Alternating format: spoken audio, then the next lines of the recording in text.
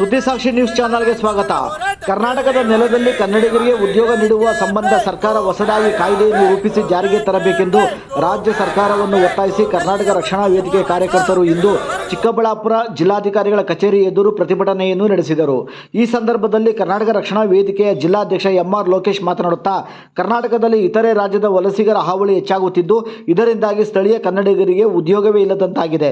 ಬಹುರಾಷ್ಟ್ರೀಯ ಕಂಪನಿಗಳು ಹಾಗೂ ಖಾಸಗಿ ಸಂಸ್ಥೆಗಳಲ್ಲಿ ಹೆಚ್ಚಿನ ಉದ್ಯೋಗಿಗಳು ಹೊರ ರಾಜ್ಯದವರೇ ಹೆಚ್ಚಾಗಿದ್ದು, ಸ್ಥಳೀಯ ಕನ್ನಡಿಗರಿಗೆ ಉದ್ಯೋಗ ನೀಡಲು ಸಂಸ್ಥೆಗಳು ಹಿಂದೇಟು ಹಾಕುತ್ತಿರುವುದಕ್ಕೆ ಆಕ್ರೋಶ ವ್ಯಕ್ತಪಡಿಸಿದ ಅವರು, ಎಲ್ಲ ಕಂಪನಿಗಳಲ್ಲೂ 50% ಉದ್ಯೋಗವನ್ನು ಸ್ಥಳೀಯರಿಗೆ ಮೀಸಲಿಡುವಂತಹ ಕಾಯ್ದೆಯನ್ನು ರಾಜ್ಯ ಸರ್ಕಾರ ಜಾರಿಗೆ ತಂದರೆ ಮಾತ್ರ ಕನ್ನಡಿಗರಿಗೆ ಉದ್ಯೋಗಾವಕಾಶಗಳು ದೊರೆಯುತ್ತದೆ. ಇಲ್ಲದಿದ್ದರೆ ಮುಂದೊಂದು ದಿನ ಕನ್ನಡಿಗನೇ ಕರ್ನಾಟಕದಲ್ಲಿ ಅಲ್ಪಸಂಖ್ಯಾತರಾಗುವ ಕಾಲ ದೂರವಿಲ್ಲ ಎಂದು ಅವರು ತಿಳಿಸಿದರು. ನಂತರ ಪ್ರತಿಭಟನಾ ಸ್ಥಳಕ್ಕೆ ಆಗಮಿಸಿದ ಜಿಲ್ಲಾಧಿಕಾರಿ ರವೀಂದ್ರ ಅವರು ಪ್ರತಿಭಟನಾಕಾರರಿಂದ ಮನವಿ ಪತ್ರವನ್ನು ಸ್ವೀಕರಿಸಿ ಸರ್ಕಾರಕ್ಕೆ ರವಾನಿಸುವುದಾಗಿ ತಿಳಿಸಿದರು.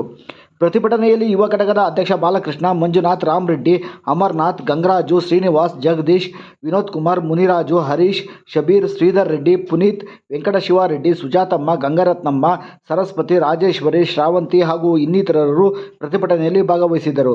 ವರದಿ ಜಯರಾಮ್, ಫೋಟೋಗ್ರಾಫರ್, ಚಿಕ್ಕಬಳ್ಳಾಪುರ.